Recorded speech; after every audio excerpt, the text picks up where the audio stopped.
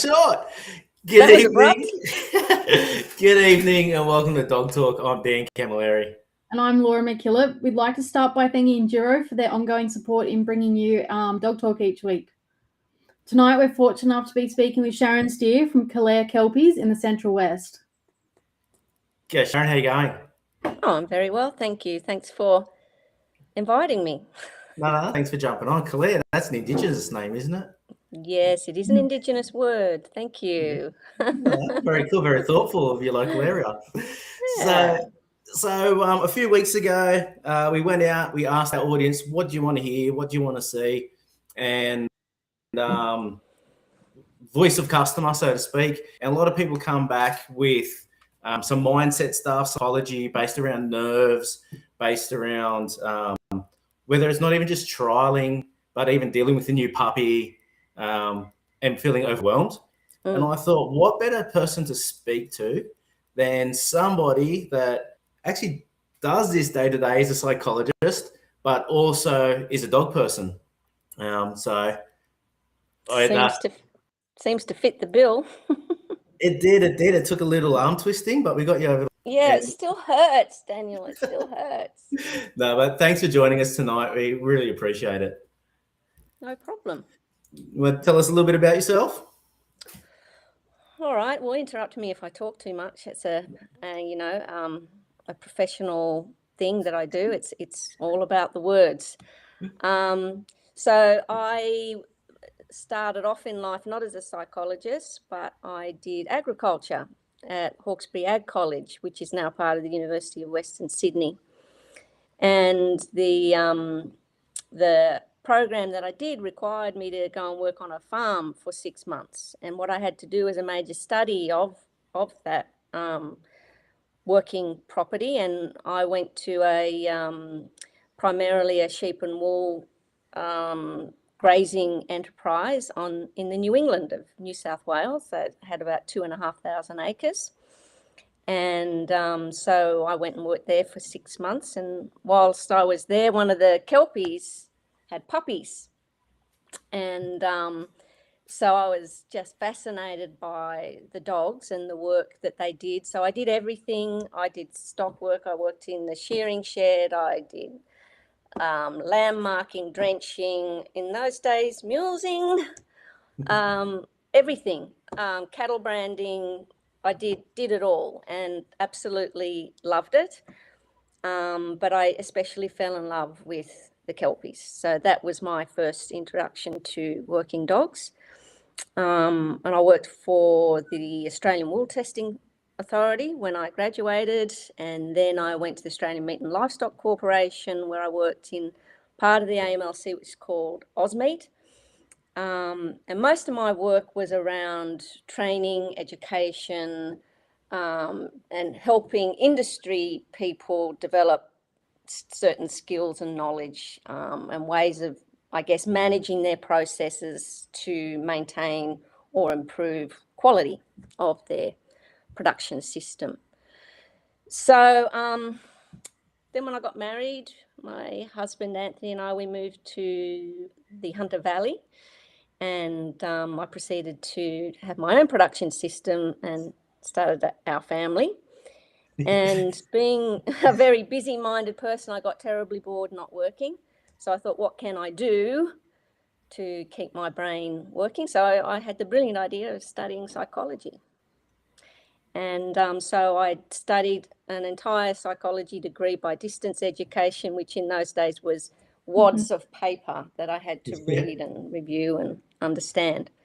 So the idea was for me to become a psychologist so that at some point I could return to the workplace in a more flexible job, because I found my career in agriculture was very inflexible. Not very family friendly in those days. So I had to find another way. I had to adapt. So your children aren't that old. So you said you started. Thank you, but they're old enough. Oh yeah, but not really. So how old were your kids when you started studying psychology? You started your degree. Well, I started studying psychology when I was pregnant with our first child, Tom, who is now 30. Yeah, well, It took me 10 years to finish my studies, and another 5 years on top of that to become a fully registered practicing psychologist. So just because you got a psychology degree doesn't make you a psychologist. There's a Yeah. little bit more to it. Yeah. And knowing our relationship, and I can take the piss out of you. You mentioned cattle branding before. That would be like you weightlifting, because there's not a lot of you. Well, I didn't actually do the cattle branding.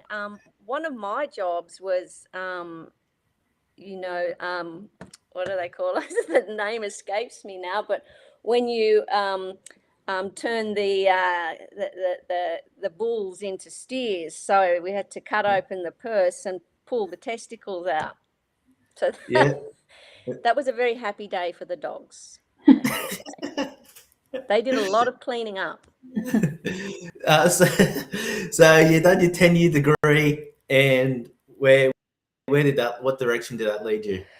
Well, while I was studying, I did a lot of different work. I did some work with young people who are unemployed long term, and I was teaching them basically life skills and job readiness skills. So pretty basic stuff. And then I worked for the New South. Sorry, can I hold you up for there?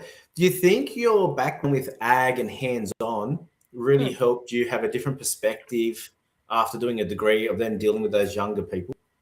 Absolutely, because the degree I did wasn't like agriculture in some of the other universities where there was a lot. It was very academically orientated or research orientated. The degree I did at Hawkesbury Ag was very practical, hands-on based program. So there was a lot of emphasis on problem solving skills, communication skills, how you improve a production system, taking the various aspects of that production system into consideration. So not just animal husbandry, but how humans interact with that animal production system, how they change it, and what are the goals of that production system. So taking it from a scientific process or a biological process and seeing it as a holistic enterprise rather than just, animals get diseases and you've got to drench them and that. It did include that, but it was more than that. And some of those young people, like, they would have already give you marks on the board, right? That you weren't just someone that had this psychology degree and knew nothing about the world. Like, oh, wait a minute, you've had your hands dirty and come from a real world aspect as well. Yeah, so I hadn't spent my time sitting in a laboratory or in an office. Yeah. I'd actually done real world stuff and figured stuff out that wasn't part of my background either. I went and worked in agriculture, and my upbringing had nothing to do with agriculture. So, trying new things and having an attitude, well, I really like that and I'm going to give it a go because I want to, because it interests me, because it, when you do things that interest you, that's where you derive a lot of energy and motivation. Beautiful. So, yeah. Absolutely. And so you worked with the young people, and where did you flow from there? I went to the New South Wales Institute of Sport, and I worked as an athlete welfare officer. So that's where more of that psychology stuff kind of helped me. But again, it's with very young people who were living away from home that had these incredible performance pressure to deal with. Maybe and a bit at times, of ego to go with it. Yeah, huge egos. Yeah. I won't mention some of the people that were there when I was there, but massive egos. But you know what? It goes with the territory. If you are an individual athlete and you've got to put it all out on the line, then you do psychologically have to be able to back yourself, and that requires a pretty solid ego. Yeah, absolutely. Where did that take you from there? I played around a little bit in human resources and recruitment, just because it was easy to do whilst the children were young and it was close to home. And then as I finished my degree, I then moved into working for New South Wales Health in child and adolescent mental health in Parramatta, which was a bit of an eye-opener. And then I worked as a senior school psychologist with a K-12 school in Sydney. And then I totally had enough of Sydney and all that goes with it. And we'd always had this dream of having a farm and going back to a rural life, like when we were living in the Hunter Valley. And so I got a job in adult community mental health in Cowra. Beautiful. How long have you been in Cowra now? Oh, it's going on for 6 years now. Geez, that flew. That's gone quick. It's frighteningly really quick. Yeah. Yeah. So we'll get a bit more onto your profession in a moment. So when you're out doing studying, you see this litter of Kelpie pups, but you didn't take one home. So where have your dogs worked into your life? Well, I was brought up, we always had a dog. And the dog that we always had was usually a blue cattle dog. So I've been used to having, a dog with a lot of energy and drive. You needed a psychology degree after having a cattle dog. Yeah, and I just loved them because they were super intelligent and incredibly loyal dogs. The cattle dog, and if you're their person, that's it. Yeah. But then with the Kelpies that I came into contact with when I worked on the farm in near Armidale, I could see these they're different to cattle dogs. And the thing that sort of really fascinated me was their athleticism and their work drive. There's this 6-month-old pup trotting behind the ute or the motorbikes and and wearing the skin off her pads because their drive to keep up and stay with their humans or stay with the stock was just so strong, and you actually had to pick them up and make them sit on the motorbike to preserve their health or prevent injury, because their athletic ability, their endurance was just astonishing to me. So and then yeah, I mean, I've always been a sports fan, and anything that's very athletic and performance driven really gets my attention. So I fell in love, and the guy who ran the show, his property, he sort of said, have a go with this pup, see what you love dogs, see what you can do, and just basically gave me this pup to train. I had no idea. He didn't give me any guidance or insight whatsoever, and I just played with this pup and taught it a few things like jumping on the bike and to stop and to recall, and I didn't really get to the point of flanking or anything more complicated than the basics, but the biddability of the Kelpie, or that Kelpie, made me think that all Kelpies are that biddable, but they're not. And then there was George. And then there's George. But certainly more biddable, I think, in my limited experience than the cattle dogs that I had in terms of. But then, to be fair, I haven't worked a cattle dog on stock, so it's a different thing. But I fell in love with them. Yeah. Was that the first one you brought home then? I wasn't allowed to keep that pup because this is the downside. So I taught this pup all this stuff, and this pup followed me around like a shadow. And so the guy who owned the property said, we're going to have to sell that pup, because that pup won't work for anyone else but you. So because I was only working there, I couldn't temporarily. I was a student. And I did go back intermittently because, they liked me and I liked them. And so I did go back to help out in uni holidays and so forth. But I couldn't keep the dog. And that was my first introduction to having my heart broken by a dog. So what about when you got into Kelpies and working stock? Tell us a bit about that story. Well, it is a funny story. So we had a cattle dog, a blue cattle dog. It was a family pet, but it was nuts. It was really not a well-balanced animal. Some stuff had happened to it, I think. It was very, anxiety aggressive to other dogs, not to people. Yep.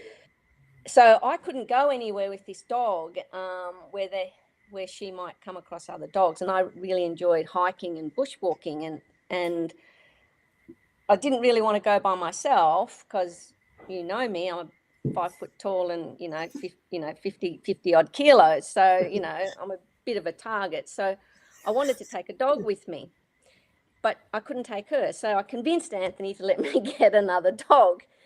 And so I ended up with a Kelpie Cooley cross called Indy. And she was a fawn coloured Kelpie.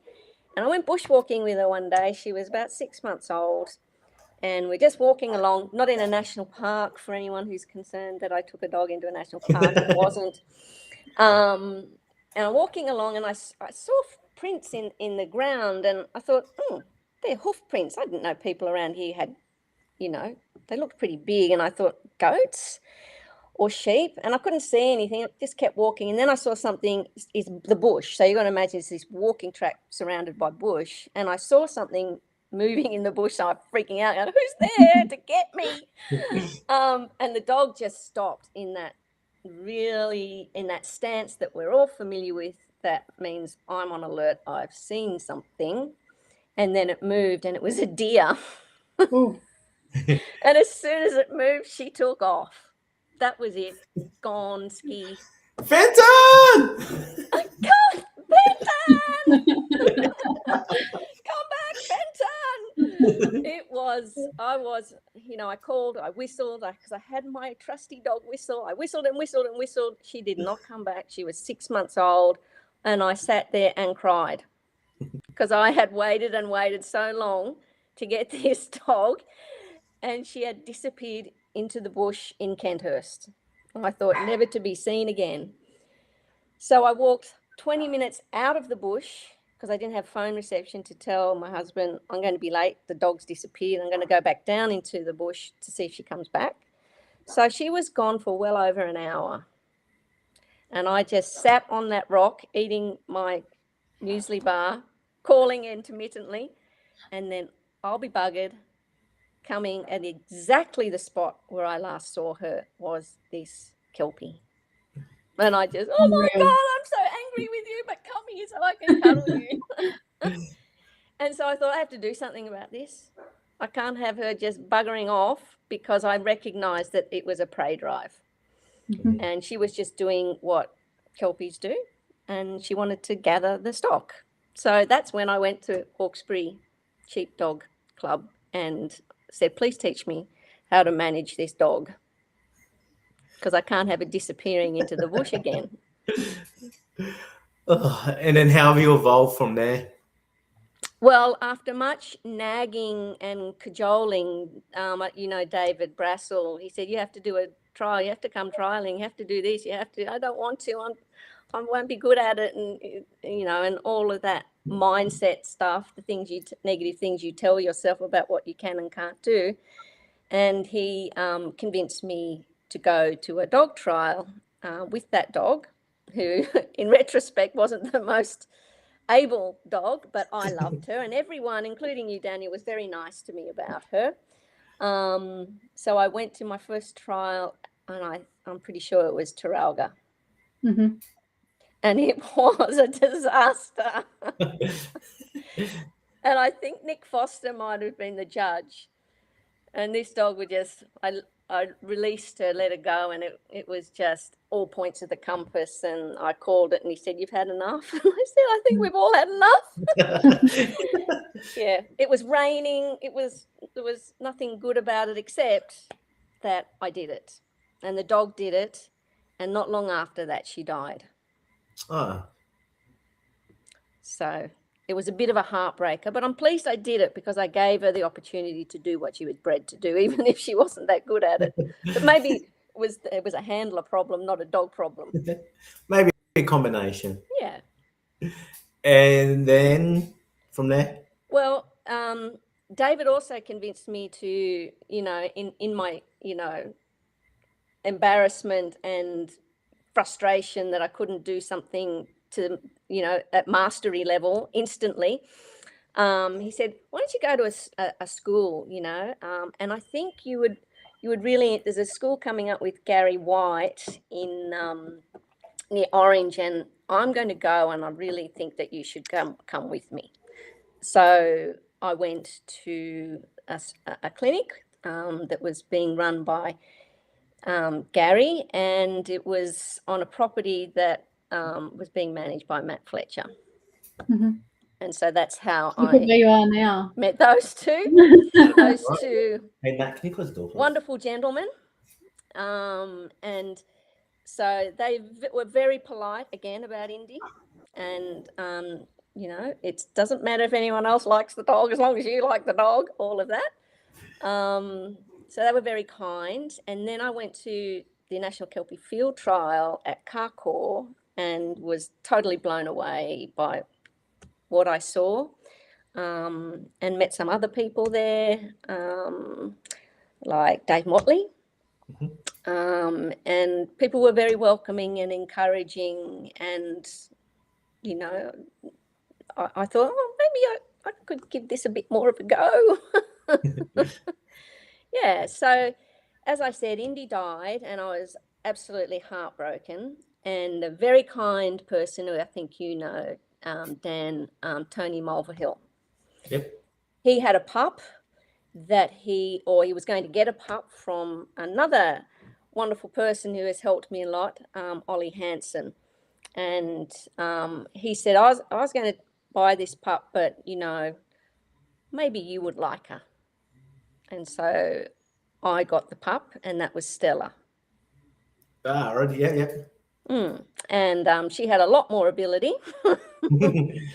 And I got a lot further with her. I actually, completed some yard dog trials with her, and I think I won one, placed in a few, and of course I bred her to one of Gary's dogs, White's Albert, and that is a product of that is Gus.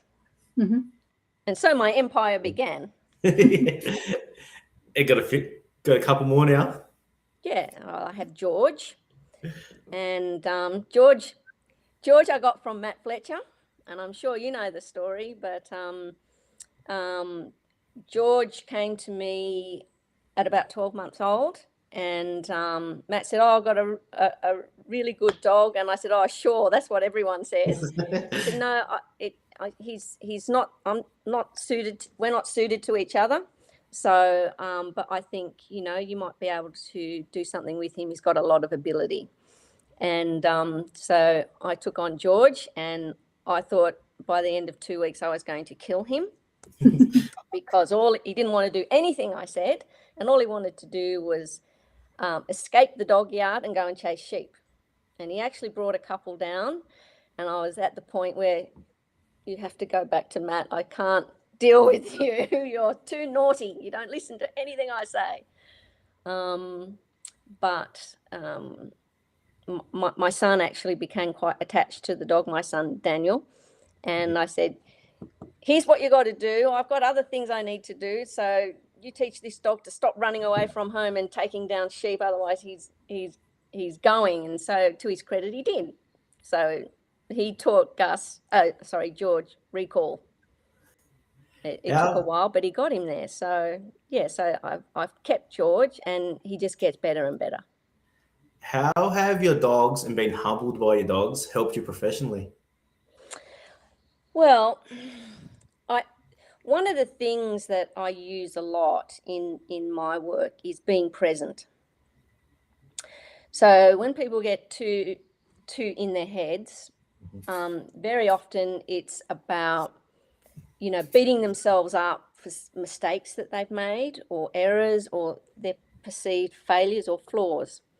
Or it's about wanting to control everything and prevent disaster from happening and to put in a perfect performance. And when you're too much in your head like that, it actually reduces your ability to perform. So being present means not being caught up in trying to fix what's already happened or caught up in trying to over control what hasn't happened yet. Being present is actually the only place where you can perform. So the dogs remind me to be present, because the present is the only place that dogs live. Yeah, they live in the Whereas moment. they are very much in the moment, and they are a constant reminder to me to be in the moment, because that's where they are. They're in the moment. And We the can nearly joy, wrap up everything on that, because that is, I think that's so important yeah, and we all forget it. Like, you know, our ambitions fly and we're expecting this, or we want to see that, or we go, oh, like, you know, everyone's got the best, like the new dog's like, oh, this is the best one I've had. And our expectations fly. And I think, like, I'm 100% guilty of it in my own head. So I totally get what you mean there. yeah. I think it also comes back to life in general, doesn't it? Yeah, you've got to find ways to ground yourself. Mm. And for me, dogs are a way to ground myself, because whilst I have my own mind, I've also got to recognize that the dogs have their mind as well. And I can't control that. And so one thing I've had to learn to do, and I didn't really understand this, or I kind of understood it from an intellectual point of view, people like Gary and Dave and Matt saying to me, you got to trust your dog. What do you mean I got to trust them? I know what it is I want them to do, and trust that they will make the right decision when you need them to. And so that means letting go of that control. And that has been a huge, huge challenge for me. Just allowing that to happen. Trusting them to, and they don't always make the right decision, of course, they don't, but people don't either. And just being present enough to allow that to happen in the moment, and only interfering or correcting when it's appropriate to do so. And that is very, very difficult to do. Yeah, I find. Not everyone might find that difficult, but I find that difficult.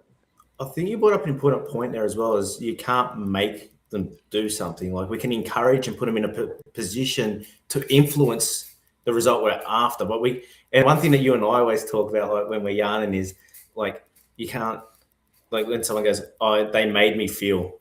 No one can make you feel a particular way.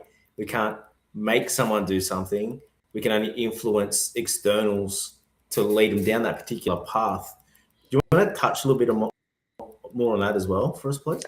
Yeah. So we all have a mind, right? And our mind is how we experience ourselves and the world. And we do that with thoughts, and thoughts are ideas. There could be images, and thoughts are how we try and make sense of things. And sometimes we have a thought, and we think that something else has made us think that.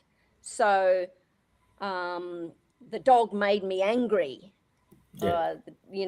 Or you made me feel bad about myself, or you made me think this or do that or feel this or that, when the reality is that our thoughts happen spontaneously, and thoughts are the brain's way of trying to make sense of what your senses, or the information your senses are giving you. So what you see, what you smell, what you hear, what you can taste.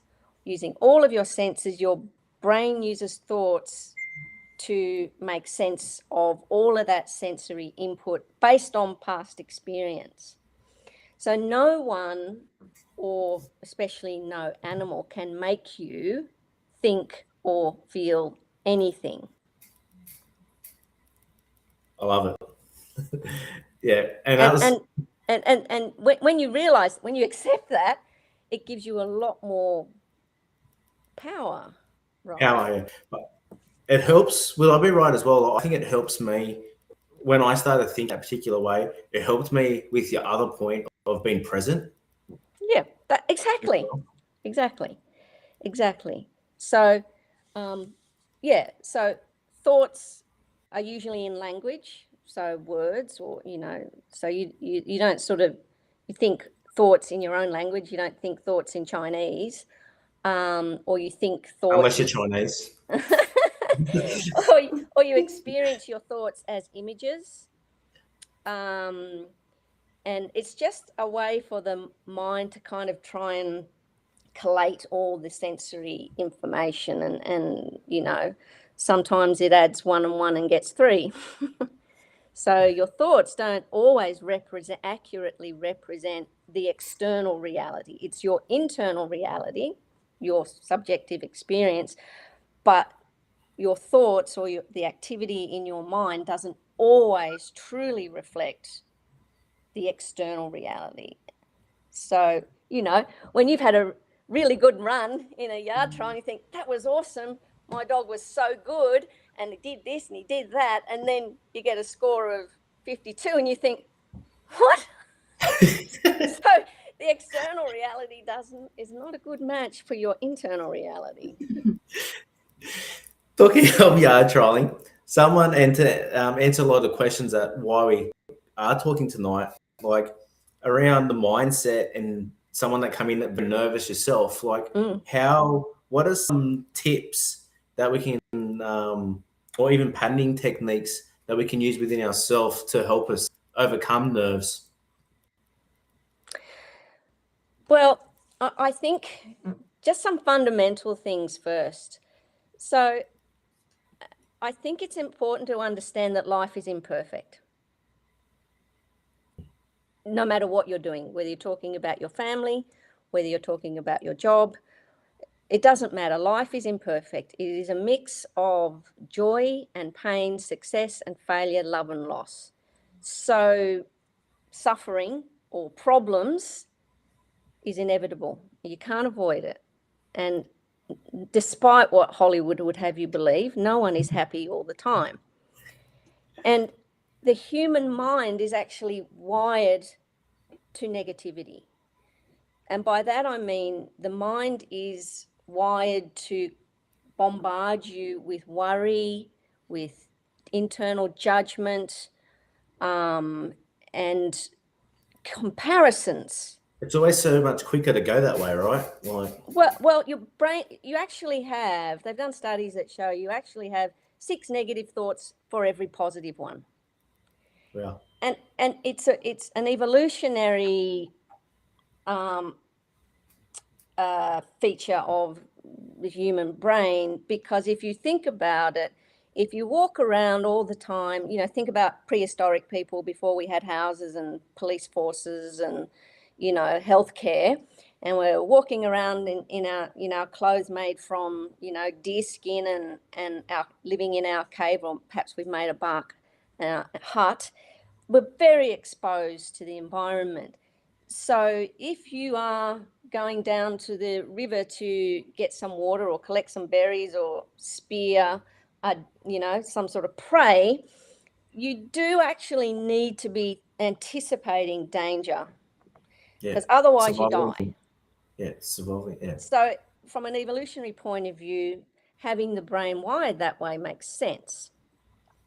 So your mind is constantly chattering. It's a thinking machine, and it's trying to keep you up to date and informed on what's going on around you, and trying to control, suppress, or eliminate some of that negative or difficult or uncomfortable or unpleasant stuff usually makes those thoughts stronger through reinforcement, which I'm sure you understand what reinforcement means in its basic form, that what you do more of, you will do more of.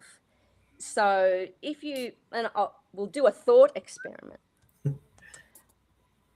Whatever you do, I don't want you to think about a lemon. Yeah. Do not think about lemons. Yeah. Do not think about what color they are. Do not think about all the ways you can use a lemon. And just try and not think about a lemon. Now, some people might say that they can do that. You know, I'd have a theory on that, but it's doubtful. So you actually can't control the thoughts that come to your mind. You can't. You have about 20,000 thoughts a day. You can't control all of that.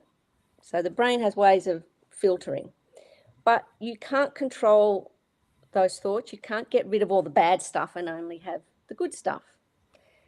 And so when you talk about mindset, you need to understand all of that to know what it is you're actually trying to do. And control is not what you're trying to do. Because your mind is doing what minds do, and you can't stop that. It's absorbing sensory information and trying to make sense out of it, and it gives you thoughts so that you consciously can kind of figure out how to adapt to what you're doing and where you are. So mindset is, well, what do you do with all of that? How do you respond to it? And being present and bringing yourself back to being present is one of the skills that you can practice, being present moment focused. But there are other things that you can do as well. So understanding the difference between a positive, there's the fixed mindset, or you can have a more positive or flexible mindset. And a fixed mind, have you heard this stuff before in terms of fixed mindset? I have, but it's something I work on a lot, right? Yeah. So, so a fixed mindset is everything's predetermined, finite, and can't be changed. Nothing's changeable. It's outcome focused. What was that, Laura? Black and white, like. Yeah, very black and white. It's rigid.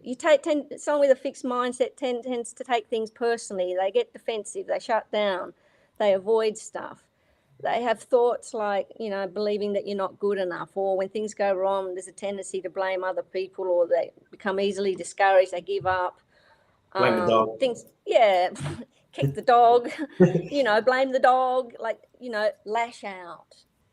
So, but a growth mindset, some people call it a positive mindset, but I think growth is a better word. So a growth mindset is progressive, that abilities and skills can be honed or built upon, enhanced. So instead of it's too hard, I can't do it, it's a growth mindset would be, this is hard, but if I work at it, I can improve.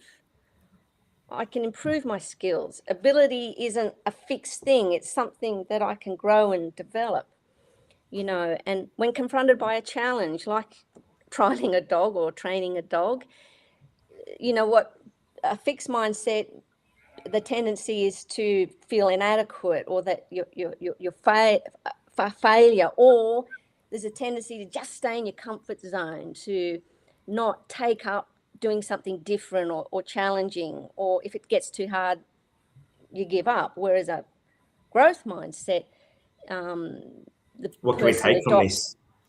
Yeah, what can I gain? Being curious. How do they do that? So a way that I've tried to adopt that mindset is to look at how other people are doing a trial or training a dog. So, how do you do that? How do you teach your dog that? Or how do you choose a dog for that purpose? So it's more about approaching the problem than avoiding the problem. Yeah. Even some like routines or rituals can help with particular things like that. Yeah. Well. So reminding yourself to, asking yourself, am I adopting a fixed mindset, or do I need to shift myself mentally to a more positive growth mindset is one thing. But there are specific skills that you can learn, like if you have trouble with stress and relaxation. So things like breathing techniques. Yeah. So one that I use a lot, not me personally, but that I teach, is called box breathing. So if you visualize a box, for every in-breath, that's one side of the box, you pause at the corner, and then there's an out-breath for that side of the box, you pause, and then so forth, in and out, pausing at the corners. Someone else might call that square breathing. Yep, Another way square through, breathing is in for another four, one. half for four, out for four. Yeah. Yeah. And that, and then there's just the diaphragmatic breathing, where you would put your hand on your tummy where your diaphragm is. And when people are stressed, they tend to breathe from their chest. Yeah. Okay. And that's, that keeps happening. That's what hyperventilation is. So it's shallow breathing in the chest, but relaxed breathing happens from the abdomen with the assistance of the diaphragm. So it's much deeper, longer breathing. So if you were to hold your hands on your diaphragm and really feel, as you take an in-breath, you feel your tummy expand. And if you don't feel your tummy expanding, you're not breathing into your belly. You're still breathing in your chest. And the reason that, and you would just do that in slow cycles, because normal breathing is about 12 breaths a minute. But when you're stressed, your breathing rate increases significantly. So when people have an anxiety attack, their breathing rate goes up, their heart rate goes up, they feel faint and dizzy, and their brain's not working properly because the balance of oxygen and carbon dioxide in the brain is out of whack. And the stuff you're doing at that time in that frame, you're not really remembering or perceiving either. You're in more of a flight mode or a You're fight in mode, fight right? and flight mode, correct. Yeah. So I'm frequently in fight or flight mode when I walk out onto a trial ground. Not as much as I used to be. I'm overcoming that slowly. So just because I'm a psychologist doesn't mean I'm immune to these things. I accidentally touch on that, yeah. Yeah, so I recognize that I'm in fight or flight mode. So, and I know that that's my brain. I'm not doing that to myself. No one else is doing that to me or causing that. That the fight or flight response is an automatic survival response that originates in a little structure in the brain called the amygdala. So I can't control the amygdala directly, but my breathing rate sends the message to my brain, because I get the oxygen carbon dioxide mix in balance. And so the brain calms down, and your frontal lobe, which is where all your, problem solving, decision making, intelligent stuff happens, comes back online. Because when you're in fight and flight response, the executive functions of the brain are not the priority for your blood flow. Not dying is the priority for your blood flow. So all your blood goes to your muscles, your big muscles. Do you think there's advantages as well of using some of our other senses for when we're doing something like breathing? So like maybe rubbing your fingers while you're doing your breathing and helping ground, and maybe a smell or something particular. So that way it helps us ground quicker when we do get in that flight, that nervous tension build up. Yeah, absolutely. And what you're talking about is an anchor. And sometimes people that I've worked with find breathing really difficult because they're really, really distressed. So to think about their breathing can sometimes make anxiety worse initially. So grounding with an actual physical sensory anchor is a better option in those cases. So one of the ones I use is 5 senses. So, you can talk your way through this in your mind. That's the beauty of having a mind. 5 things that I can see, and at the same time slowing your breathing down. 4 things I can hear. 3 things I can smell. 2 things I can touch. 1 thing I can taste. So that would be called 5 senses. Another one, you could use your hand as a way of grounding yourself. And if you imagine your hand, you can go breathing in, pause, breathing out, pause, That's a good breathing one. in, pause. So you would use your hand as a grounding mechanism. I use my dogs a lot because the dogs are a sensory experience for me. So if I'm, feeling a bit out there, I want the dog. I like having physical contact with the dog. Come and sit with me, and I give them a pat because I love the Pop-time. feeling of their ears. I love their ears, and that might sound a bit weird, but it's just a way for me to ground myself to something other than what's going on in my head. Yeah. So the idea is to take yourself out of your head and out into the world. Yep. And another thing of that is something we've talked about today with those different techniques is exposure therapy. Oh, yeah, I do that all the time. Look, I don't ask people that I work with to do anything that I would not be prepared to do myself. So I don't ask people who experience anxiety to put themselves in a situation where they feel anxiety if I don't think I could do it. So you've got to be an authentic person in that situation. If someone's frightened of being in an elevator, and I said, well, the only way you're going to overcome that is to be in an elevator, that's exposure.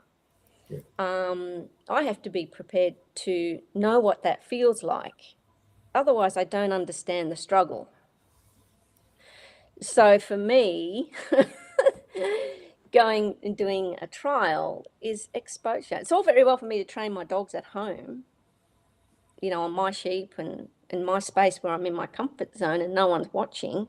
It's quite another to step out in front of, in my mind, people who have more experience, better dogs, more skills.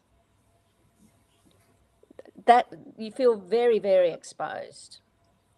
And individual athletes, just going back to my time at New South Wales Institute of Sport and my own experience of competition, is when you're an individual performer, whether it's dance or athletics or swimming or, in our case, dog trialing, it is just you and the dog, of course, you're a team, but, it is very exposing. Why do you do it then? Because I'm mad. No, because I There's can't. obviously there's something that makes you get up and go and do it, even though you are feeling all those feelings. Like, what is it about the dogs and the trialing? Well, I think it's all an interrelated thing. It's not this or that. It's a number of things. I've always loved dogs, and I'm a competitive person. So even though competition stresses me out, I still enjoy it in the sense of it comes back to what you value in life. Off that feeling. Hey? You get dopamine off that feeling. Well, initially it's all cortisol. That's what that shaky to start with. Stress response in the adrenaline. The dopamine comes from doing things that you enjoy, that give you pleasure. And so I get plenty of that by, training my dogs and doing the fun part. But actually going out onto the trial ground is more of an adrenaline cortisol overload than dopamine until I settle into it. Yeah. And then once I'm not in here all the time and I'm more out there with what's happening out there, then I can make space for that. But to answer your question, Laura, I do it because it's a challenge. I do it because I can't do it yet. Yeah. Well, I can, but not as well as I want to be able to. So that's the growth mindset. I know that I'm not awesome at it, but I value achievement. I value persistence and determination and courage. And courage isn't doing things that you're not afraid to do. Courage is doing things even though you're afraid to do it. And you didn't just stop at yard trialing either. right? Like you compare one of the hardest forms of trialing, utility trialing. Like, Yeah.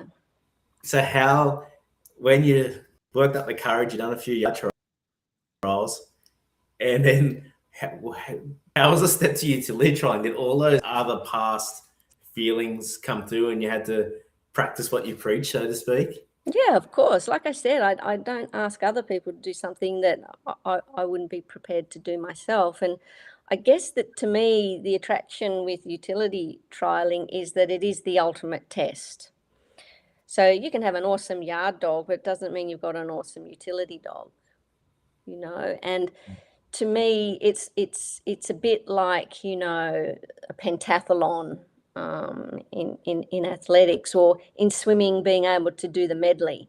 You know, it's a test of all round ability, and not just, you know, in a yard situation, or, you know, out in the open, or navigating obstacles. It's also speed and endurance as well, and, you know, the fitness of the dog and the mental toughness of the dog and the human. So, you know, I didn't start off wanting to do utility trials. Again, other people got in my ear and said, "Oh, Sharron, you got to give this a go. Sharron, give this a go." And, you know, once people get in my ear about doing things, and my brain is going, "No, no, don't do that. That's too hard."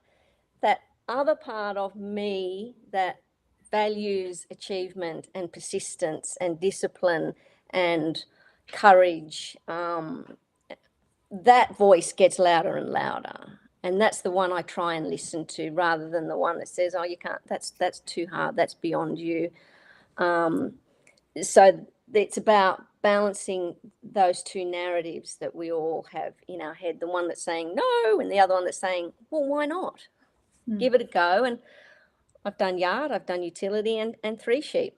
And Didn't you you have a know, crack at a cattle trial last year as well? oh yeah, I gave a cattle trial a go when I went up to Walker, and I don't have cattle, and Matt Fletcher's been at me to give my dogs a go on cattle trialing, and, you know, I said, "But they might be killed by some rampant steer," and he just laughs at me. So I said, "Okay, I will go in a cattle trial if you give me, you know, a bit of your time using your steers. You teach me what to do in a cattle trial, because I've not seen one. I don't have cattle, so whatever you can show me is going to help. And if you give me that time, I will do a cattle trial." So he gave me a half-hour lesson, like a week before I went, and the dogs did okay. And I thought, all right, I can do that. But if I'd never done yard trials or utility or 3 sheep, I would never have been able to do it. It's only because I had that accumulated Control exposure. Yeah, so I had that other exposure built up, and built my own knowledge and skill base, but also some confidence that I'm just adapting to something similar but not the same. So I did, and bugger me, George made the final in our very first cattle trial, and he was awesome. Yeah, it was great. Congratulations. It was awesome. You Yeah. picked me. It was mad. It was Yeah. great to see. Yeah. I love Yeah, it. I didn't know that you were there, because I was too much in my head going, "Oh my God, I'm next. Oh my God, what do I do? I'm going to do something wrong." And when I cast him, he did what I thought he was going to do, so I was mentally prepared. He didn't recognize the cattle as stock to work. So I sent him and he went, but then he's sort of looking around going, "Where are they?" So I just kept sending him until he got the idea. And because he's not stupid, he figured it out and he brought the cattle to me. Well, yeah, they've done really well. While we're talking about like controlled exposure, like when we come back to dogs a bit, we could talk about flooding, where we throw them in a situation that's overwhelming. Can we talk a bit like why that isn't such a great thing all the time, especially if the dog's not mentally prepared for it? So we're talking about flooding generally with humans. I suppose it's the same principle whether we're talking about humans or dogs. But flooding is when a situation is so overwhelming that whether we're talking about a human or a dog, that they can't actually function. So it's an extreme expression of the fight-flight response. So you have fight, flight, and freeze. And what happens is the dog or the person just cannot respond because the body is so full of stress hormone. They're not able to, and all the big muscles in the body are, you might notice some shaking or quivering. That's because the hormones are causing that. The stress hormones cause the muscles to shake uncontrollably, and the animal or person can't actually do anything except kind of deer in the headlights. And it takes a while for the brain to return to what we call homeostasis. Have you ever wondered why zebras don't die from stress, but humans do? Didn't know zebras didn't stress. No, I didn't know that. So the fight-flight response is essentially the same thing in mammals. It doesn't matter if you're talking about a zebra, a sheep, a dog, or a human. The fight-flight response is a survival response. It's an automatic response. You can't control it. Once it happens, it happens. But with prey animals, like a zebra, they get chased by a lion, they're frightened. So do they fight or do they flee? They try to flee. Absolutely, because they don't have big teeth and claws, and they know that if they don't get away, they're going to be dinner. So, but once the danger has passed and the zebra escapes the lion, they go back to homeostasis very, very quickly. Whereas when humans get activated in their fight-flight response, a lot of the time we don't return to balance or homeostasis as quickly as other animals do, because we have a brain, because we have a mind that overinterprets our subjective experience. So even though there's no lions or tigers that are going to kill us, we manufacture, because our mind is a thinking machine, we manufacture threat when there is no threat. So we're not being pursued by a predator, but our brain responds as though we are, and that's the fight-flight response. So coming on to dog talk, to talk was perceived by my brain as a threat, even though logically I know that I'm not going to die or be maimed because I do it, but my brain doesn't know that. It just thinks, oh, danger, danger, fight-flight response, When we place ourselves or a dog, and I want to bring it up for this particular point, in a position where they are flooded, if it's overwhelmed, can they learn from that experience? No. Thank you. Yeah. No, because, and it's the same with children. When children get really overwhelmed and they're really upset and we would call dysregulated, the dog is dysregulated in that instance. You're not going to achieve anything in that moment because the brain actually isn't in learning mode. The brain is only in learning mode when the stress level is in a optimal zone. So we all need a little bit of stress in our life because that's what energizes us, motivates us, focuses us. A little bit of stress causes us to focus. Like I'm madly thinking, what am I going to talk about? And what do I need to get inside my head? So it helps focus. Too much stress goes over. So this is called the Yerkes-Dodson law, if you really want to know.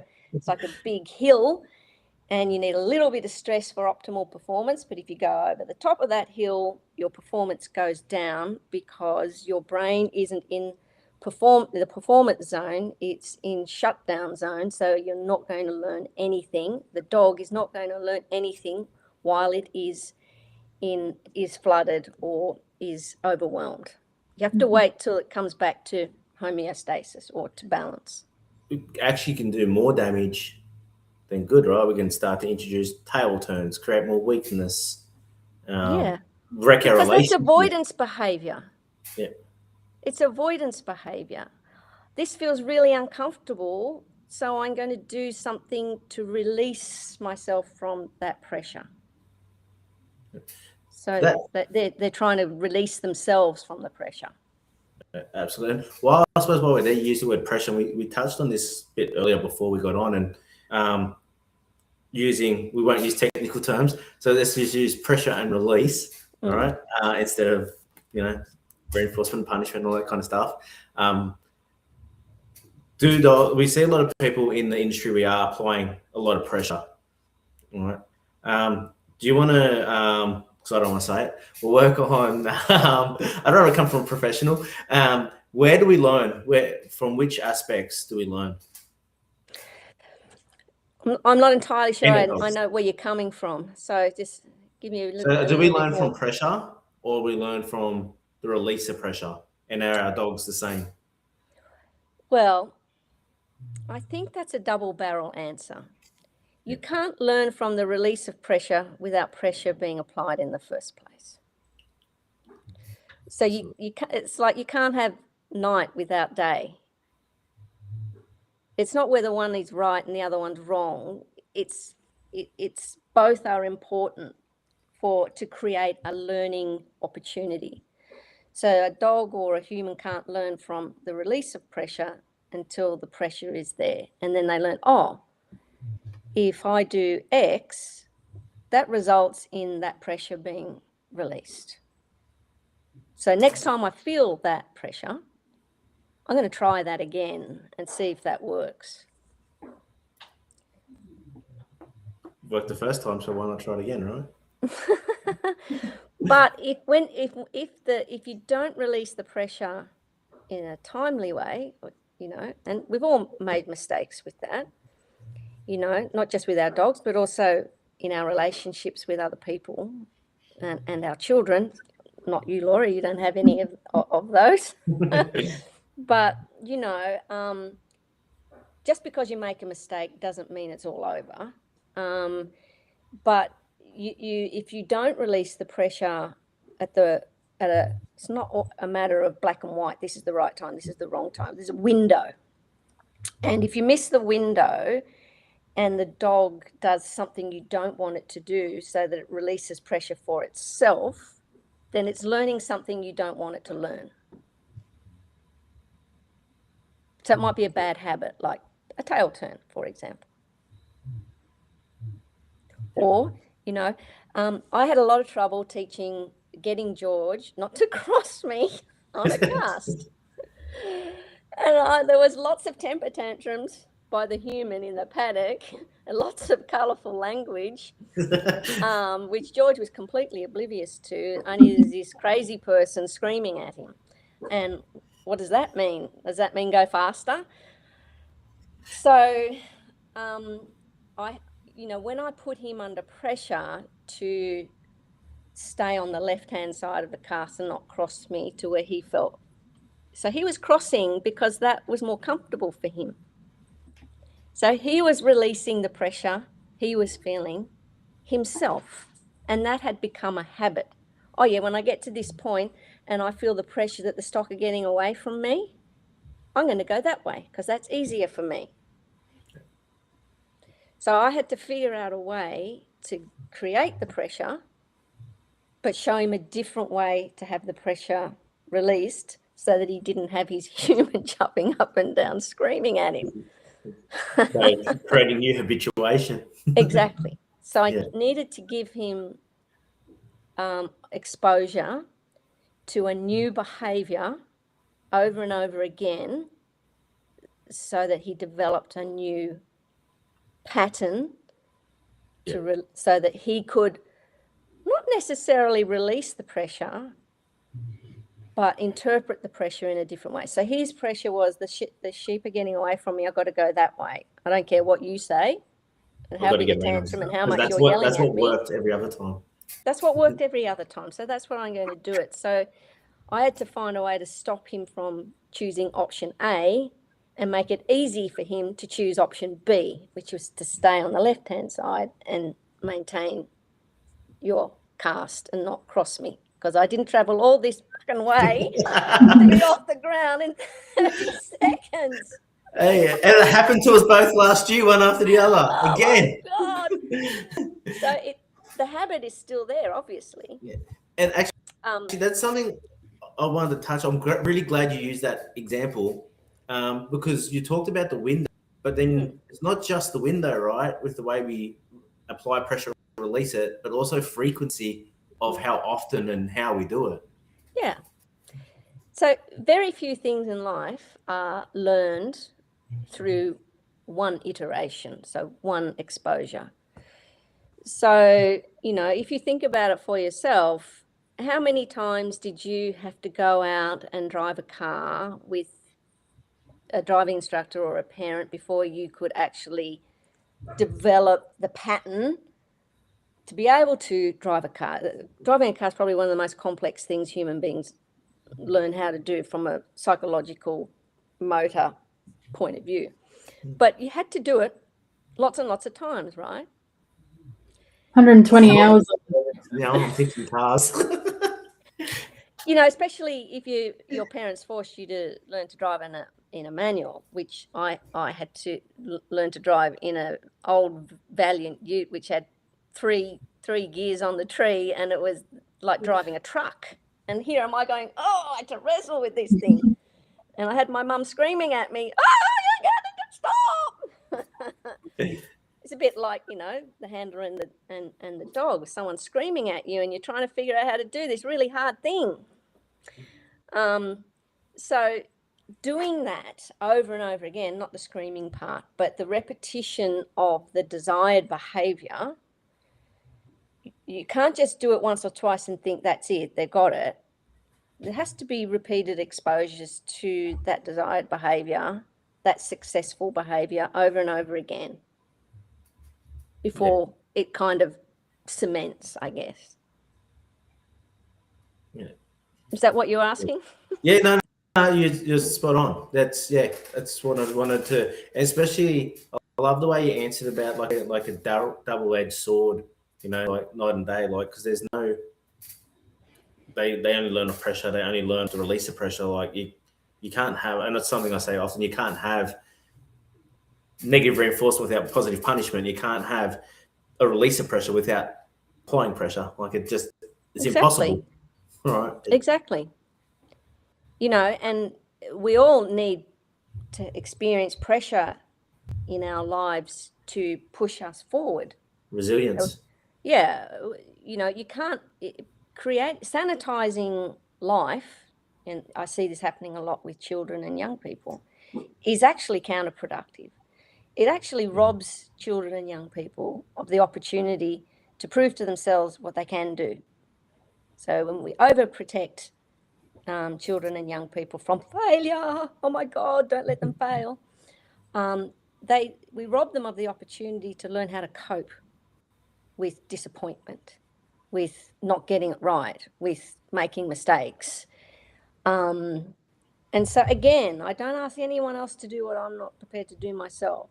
You've got to be prepared to experience the pain of disappointment, to experience making mistakes, because you only learn when you make a mistake.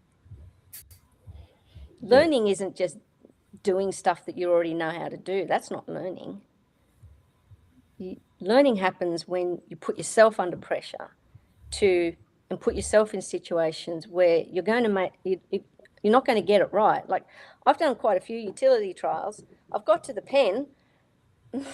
my only goal with a utility trial is to actually close that damn gate.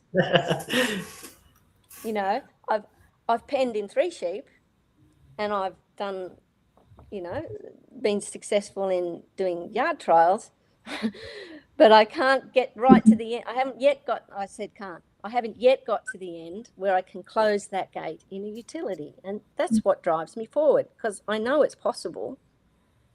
I just have to keep trying and adapting and honing my skills. So effort is the pathway to mastery. Can 100% agree. Can you explain why you just changed the word? Because remember, we're talking about fixed and growth mindset. When you awareness is the first step in achieving psychological flexibility, and psychological flexibility is what you need to be mentally healthy. So when you hear yourself saying, I can't, that's black and white. Can't means can't. There's no room to move in can't. So I heard myself say that and think, no, it's not I can't do it. I can't do it yet, or I haven't done it yet. Yeah. But I know that it's possible. But if I give up, I'm never going to get there if I give up. Yeah. I chip myself on that a lot. Yeah. I mentally put myself up, hit the brakes. Wait a sec, let's do that.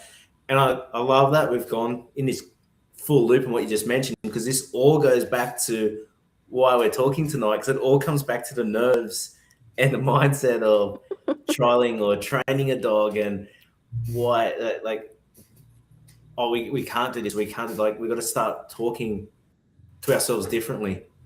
Absolutely. Was Bruce Lee that said about saying and the way we talk to ourselves? Look, I don't know exactly what Bruce Lee said, but I do love a good martial arts film. Fun fact: I spent 20 years of my life training in martial arts, in karate and taekwondo. And the reason I did that really is mind-body connection is extremely important. And I don't do it anymore. Pardon? Are you pulling my leg? Are you serious? No. This whole time we had a little Jackie Chan next to us. I didn't even know. Yeah, that's right. So don't give me any cheek, or I'll take it around. You'll put me in a Ronda Rousey armbar. Yeah, I will take the legs from under you and have you on your ass. You know they're gonna hassle you now just to see it. You might need to prime the pump a little bit. We've had a couple of ales. I'm a little bit shy. It's like just get her a bit tipsy and bring out a Jackie Chan, Bruce Lee, Van Damme. Yes, but I used to do competition fighting. Oh wow! I would not have expected that from you at all. Yeah. See, you got to keep people guessing. Mm-hmm. Don't be a two-dimensional person. But the reason I took up martial arts is the brain-body connection, and instead of feeling vulnerable, learn a skill that helps you feel less vulnerable. Learn to control your mind and your body, and karate is very focused on being aware of your body and your mind in order to be able to use your body in an effective way. You even say karate like Sensei Miyagi and Dennis karate. I love it. No, all jokes aside, I 100% agree, and I just love how open-minded you are to trying different things to challenge yourself, and that's the point of our conversation tonight, right? Like, is to help people that might be struggling a little with that. Yeah, and I think the first aspect of that is that everyone I know, I won't say everyone in the universe or the world struggles, but everyone I know has struggled with nerves or performance anxiety or feeling way out of their depth. So to normalize that as an experience is really important, that it's not just you. Lots of people feel that way, and it's not the experience itself that's the problem. It's how you respond to it. Because everyone, remember I said right at the beginning, pain and suffering and discomfort is inevitable and it's normal. So once you accept that that's normal for everyone, well, now what am I going to do about it? Yeah, absolutely. So it's choosing your response is where the power lies. And that in itself is not easy. We all struggle with doing that. Making that choice is a conscious thing. It doesn't happen for most of us. That doesn't happen automatically. Even though when you see people who are really good at something, it looks like it's happening automatically. But, how many times has, someone who's really successful, like Mick Hudson or Gary White, how many times have they gone out and done a trial? Lots of times. I'm just thinking about Chris Stapleton walking around the yard trial, and he could literally just have a beer while he's going around because it's just so fluent and it looks so relaxed. Yeah. Well, that's because he's in his comfort zone. Yeah. Let's have a karate bout and see whether he's in his comfort zone. He'll have a good laugh about that. Like if you always do what you always do, then of course it's going to be, easier over time. It's like when you first were learning to drive. I go back to the driving metaphor.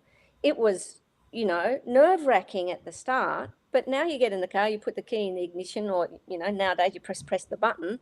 And it all happens automatically. You don't even have to think about it anymore, do you? So we call that unconsciously competent. And how many other things are you multitasking while you're in the car? Like, you're thinking about this, you're ringing that person and speak to that person. You're doing all these things. Now you're just making that time so much. That's probably a bad thing too. Actually, can we touch on that as well? Like if you're doing so many things all the time and you keep yourself, and it's like this is something I struggle with being so wired and tapped up here. Like, is there like a kind of, I know it's how long is a piece of string, but is there like a percentage or something like, and something that's healthy for some time that we should just shut down? Look, absolutely. I think the whole concept of multitasking is a fallacy, or it's, just something we tell ourselves to make ourselves feel better. Try to be efficient. Yeah, like, you really shouldn't be doing other things. Yeah. Oh, sorry, but Freckles is biting my feet. Stop it. Freckles the Jack Russell, she's going to town on my toes, I tell you. It's very distracting. I'm trying to ignore her.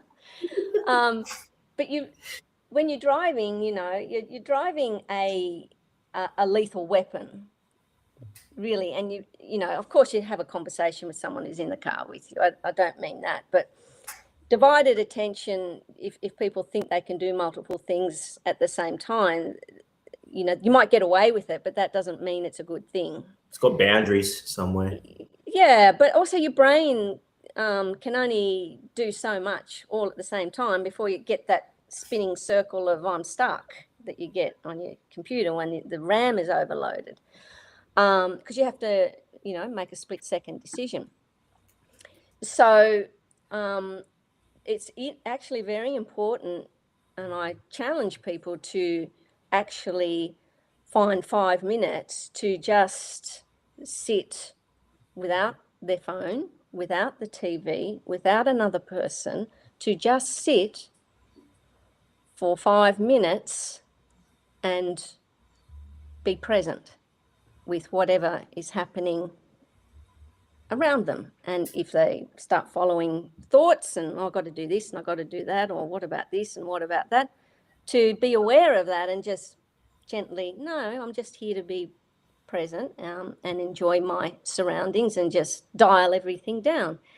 It's it's not as easy as you think. Oh, it is so difficult. It is extremely difficult to do. And that's called mindfulness. And mindfulness is a technique to bring us to our present moment experience. And I can't do that of an evening because I fall asleep.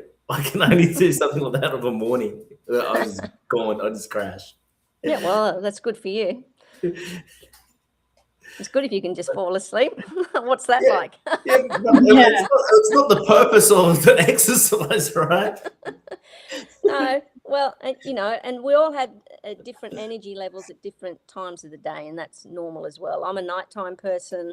I'm not a morning person, so my energy is, you know, at its peak later in the day, but or evening.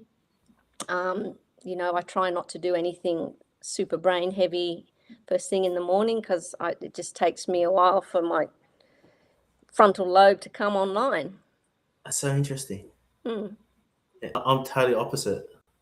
Yeah, and everyone's different. Evening I'm tapped out. Yeah. So, yeah, for people who are wanting to get into trialing or just struggling with it because it does feel very overwhelming, it's normal and it does get easier over time. But without the repeated exposure, it won't get easier. The only way for it to get easier is for the thing that you're trying to do to be easier is to do it more often. But, you know, one of the things that's helped me a lot is not just my innate bloody-minded determination, and because I love a challenge, it's because people have helped me. You know, I hope I'm not being too political. There's a lot of, you know, commentary in social media, in social political spheres about, you know, women not always being given a fair go or being supported in areas that have been traditionally dominated by males. And I have to say that my experience has been the opposite, that there have been lots of men who have treated me in my entry into training dogs and trialing have been supported. I've been treated kindly and with respect and with just incredible generosity in terms of their time and sharing their lifetime of skills and experience. And, you know, those men that I've come into contact have been wonderful examples of collegiality or mates where, you know, you're having a go, we want to help you succeed because you're having a go. You know, and so all the men that I've come into contact have been wonderfully supportive and kind and generous. And I would really like to acknowledge that.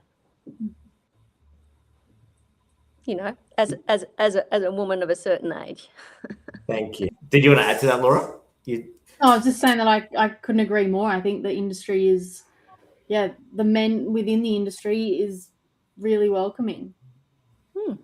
9.5 out of 10 times, probably. Like you're always gonna have the odd one, but that's life. Like, and sometimes of course it is.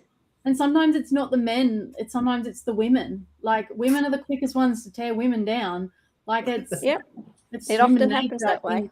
Yeah, and I think you've summed it up really well, Sharron. Yeah, and you know, those men that have helped me, they know who I'm talking about. I don't need to name names, but there's quite a few of them, and their generosity and their kindness and support has been wonderful for me, trying to do something that I've never done before, that I wasn't brought up doing. But you know, I think part of it too is the attitude that you bring to it. You know, if you bring a positive, I really want to know how to do this, but I really suck at the moment. Can you help me?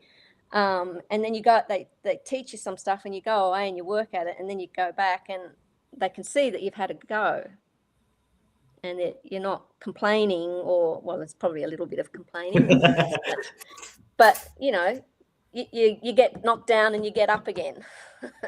Yeah. Well, sorry, you're right. Yeah, and I think people respond to that.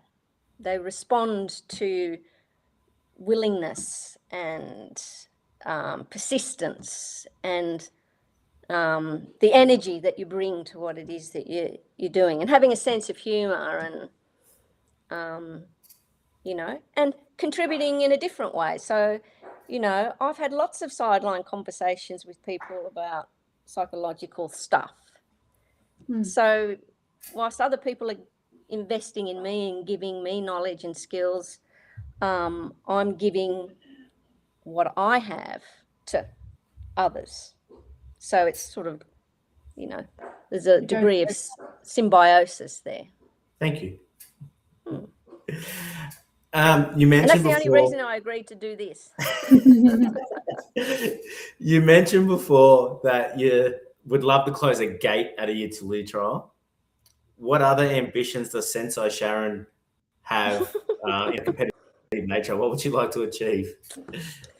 I would like to have an open competition dog that I've trained myself. I don't know whether that, you know, there's a degree of not luck in that, but I can only have a certain number of dogs. So my capacity to find that one dog is limited. But I would like to have an open dog. I've got a novice dog. So I'm part of the way there, but I would like to have a true novice dog, open dog. I just want to be competitive. I don't necessarily want to win this or win that, although winning is nice. But I want to be competitive. Yeah, and I want to close that gate in a utility with, you know, a reasonable score. I want to do a national Kelpie field trial. Yeah. So that's something else that I want to do. And the thing in this whole exercise that I've been very determined to do is, and I'll qualify this by saying everyone has their own journey and makes their own decisions. So this is a me thing. This is not a general, you should all do it this way thing. For me, the ultimate is having the pup and taking them through all stages of their development, competing with them, going through the ranks and being successful with that dog from start to hopefully one day closing that gate in a utility or having that open dog. That is my overall driving ambition, is to do it all myself, even though the reality is I'm not doing it by myself, because I have people like, you know, Dave and Matt and Ollie and Gary and yourself and others, you know, chipping in with information, and I'll just try this or just tweak that, or I noticed this and maybe this, you know. The reality is you don't get anywhere in life on your own. Human beings do not live in a vacuum. You do need other people to help you on your journey. And to people who are out there who are just starting out or feeling like, oh, I don't know if I'd like to, but maybe it's hard and I don't know how to approach it. One of the most important things, apart from your own ambition and your own motivation and the effort, is getting other people to help you on your journey, because you really can't do it by yourself, like most things in life. That's just my opinion. Smashed. We can't even add anything else to this tonight, because that's a very important message to get out, and I think we should probably wrap up on that one. Like, that was, yeah, it's a very important message. Good. Thank you, Laura. So to the three people, one of the things I use a technique called cognitive restructuring, which is, you know, not changing your thoughts or negating your thoughts, but reframing them. So instead of thinking, oh my God, there's all these people out there who are going to be listening to what I have to say and are going to tell me that I'm a shit psychologist and I don't know what the hell I'm talking about, I reframed that as, well, you know what, Sharron, in reality, there's probably only 3 people listening and they're probably all your friends. So get over yourself, would you? Thank you very much for jumping on tonight and having me on. I know it's a little out of your comfort zone, but you grew from it yourself, right? Or hopefully you do. So, no, thank you. What do you got for us, Laura? Last meal on death row. What is it? Oh, that is such an easy question to answer. Because this is a regular topic of conversation in our household because we are food people. So, Of course, and not because you're going to commit crimes, because of food. and bad enough ones end up in death row. Although, oh no, I better not say that's too political. It would be lamb chops, loin chops. Lamb has to be, well, anything lamb, but in particular either rack of lamb or lamb loin chops with, well, what goes with it is of no consequence, but it has to be the lamb chops that are still pink and a little bit red on the inside, and the little tails have to be kind of charcoaly and burntish. No wonder you moved to Cowra, like the capital of damn heaven. There is nothing better to eat than a lamb chop. I would have to agree. Yeah, pretty good. Yeah. It's un-Australian. On that note, thank you very much for jumping on tonight. We really appreciate you giving us your time. And to everyone that's listening back, hope you've taken something away from it. If you see Sensei Sharron here at a trial, don't hesitate to come say good day. She's very approachable and a really cool chick. So once again, thank you, Sharron. Thank you to everyone listening back. And please remember, we learn every day, and the day we stop learning will be a sad one for all of us. Indeed. Thank you.